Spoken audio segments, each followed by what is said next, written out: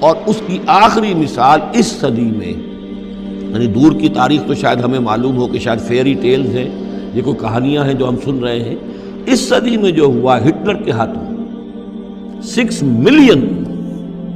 60 لاکھ یہودی ختم کیے، پورا مشرقی یورپ کا یہودی جو ہے کھینچ کر وہاں سے پکڑ کر جہاں تک ہٹلر کی حکومت بنی تھی، جہاں تک اس کے جو گئے تھے فتوحات کا دائرہ، وہاں سے یہودیوں کو کھینچ کر کنسنٹریشن کیمپس میں لایا گیا۔ پھر خاص مشینیں ایجاد کی گئی، خاص جو ہیں اس کے لیے ایسے بنائے گئے کہ ان کے لیے اب اتنے لوگوں کو قتل کریں گے تو دفن کہاں کریں،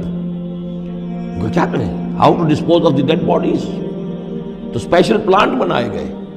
کہ ایک بڑے سے ہال میں داخل ہو رہے ہیں، وہاں سارے کپڑے اتروا لیے تاکہ یہ کپڑے بھی استعمال ہوں بعد میں۔ کہا یہ جاتا تھا کہ تمہارے کپڑوں میں جوئیں پڑ گئی ہیں تو جوؤں کو اس کو ڈیلاؤس کرنے کے لیے ضروری ہے کپڑے اتار کے آگے گیس کے اندر تاکہ وہ جوئیں ختم ہو جائیں گی۔ پھر ان کے بال اتروا لیتے تھے، عورتوں کے بال بھی شیو کر لیے، مردوں کے بھی، ان بالوں سے قالین بنائے انہوں نے جو نازیوں نے اپنے دفتروں میں بچھائے، ہیومن ہیئر کے قالین۔ پھر ان کو لے جا کر ایک گیس چیمبر کے اندر کے سب مر گئے۔ پھر اب وہ بڑے بڑے پٹے جیسے چلتے ہیں مشینیں، بڑی فیکٹریز کے اندر وہ پٹوں کے اوپر لاشیں چل رہی ہیں۔ پھر ان کا چورا ہو رہا ہے، جیسے کہ کہیں جو ہے وہ گھاس کاٹا جا رہا ہو یا کوئی اور چارہ جو ہے وہ کترا جا رہا ہو۔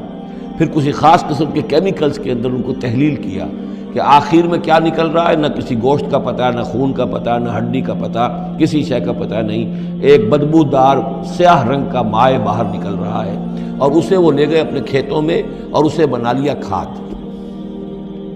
یہ کام اس صدی میں ہوا ہے، ہولوکاسٹ۔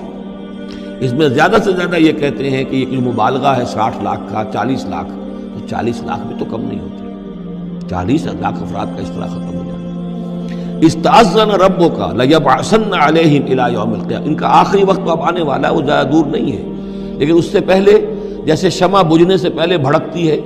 لہذا وہ ایک بھڑک ہے اس کی کہ جو یہودیوں کی ہے، اسرائیل ہے، ان کی طاقت ہے، ان کی قوت ہے، عربوں پر وہ چھائے ہوئے ہیں۔ اور واقعہ یہ ہے کہ مسلمان جس عذاب کے مستحق ہو چکے ہیں، اور ان میں سے عرب چونکہ ہمارے ہاں اونچے درجے کے، اس اعتبار سے امت کے اندر ان کا مقام اونچا درجے کا ہے کہ حضور عرب تھے، انہی کی زبان میں اللہ کی کتاب ہے، اور ان کی جو اللہ تعالیٰ کے دین کی طرف سے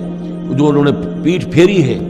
لہذا اس کی جو سزا انہیں مل رہی ہے وہ یہ ہے کہ ایک مغضوب علیہم قوم کے ہاتھوں ان کی تذلیل ہو رہی ہے،